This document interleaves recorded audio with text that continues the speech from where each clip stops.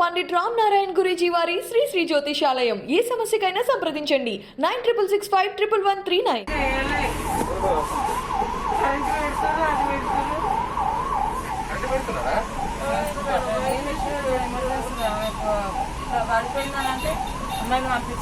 కలర్స్లో టీవీలో చూసి నేను వెళ్ళాను, యాడ్ చూసి అక్కడికి వెళ్ళినందుకు మంచిగా చూస్తాను అది ఇది అన్నారు. తర్వాతనేమో ఏం పట్టించుకోలేదు, కేర్లెస్గా ఉన్నారు, నన్ను ఆగం చేశారు. ట్రీట్మెంట్ ఇస్తామని చెప్పి అంత కరెంటు పెట్టి ఇలా మసాజ్ చేస్తామని చెప్పి మొత్తం ఎలక్ట్రిషియన్స్ తోటే మమ్మల్ని ఇలా రుద్ది ఆగం చేసి హాస్పిటల్లో ఉన్నా కానీ మనం పట్టించుకోలేదు. ఇలా కడుపుని వస్తుంది, కళ్ళు తిరుగుతున్నాయి అని చెప్తున్నా కానీ ఎమ్మటెమ్మటే కిందికి వెళ్ళండి అని చెప్పి మమ్మల్ని కిందికి పంపించేశారు.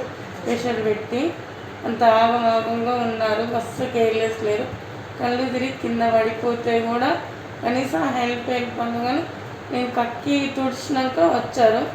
మా సిస్టర్ నా తోడు ఉన్నందుకు తీసుకొని వచ్చింది. పట్టించుకోలేదు.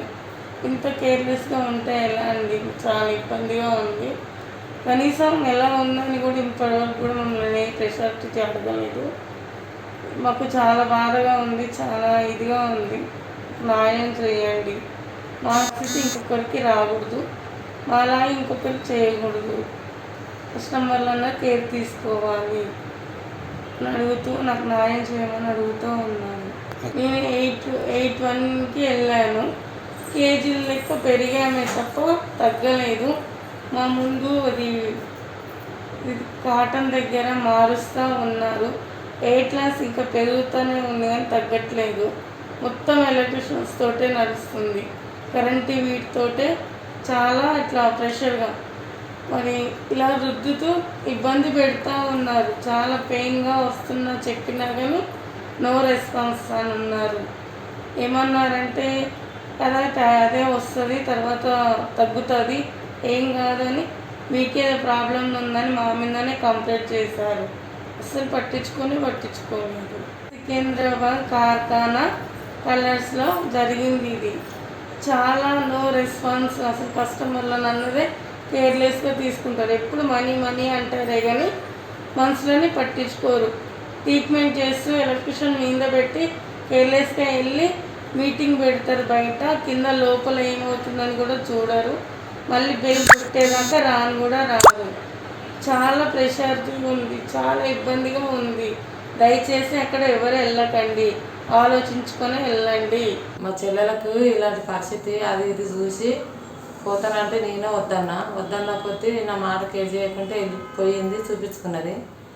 ఇంటికి పని దగ్గరికి 2-3 సార్లు ఇంటికి వస్తే కూడా అడ్డం పడితే ఏమైంది అని అడిగితే చెప్పలేదు. నాకు చెప్పకుంటే ఒక రోజు ఇక నాకు చెప్పకుంటేనే పోయినాక తర్వాత పక్క వాళ్ళు ఫోన్ చేసారు. మా పక్కింటి ఫోన్ చేస్తే నేను ఎమర్జెన్సీకి వచ్చే వరకు అడ్డం పడిపోయింది ఆ పిల్ల. కనీసం మరి ఇలా పరిస్థితి ఇట్లా ఏమైంది, హాస్పిటల్ కన్నా వెళ్ళాలంటే ఏం కాదు అని అంటుర్రు.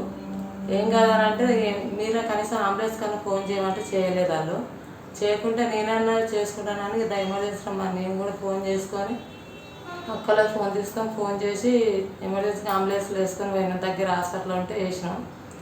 ఆమెకి ఇప్పటికి 34,000 దాకా అయినాయి.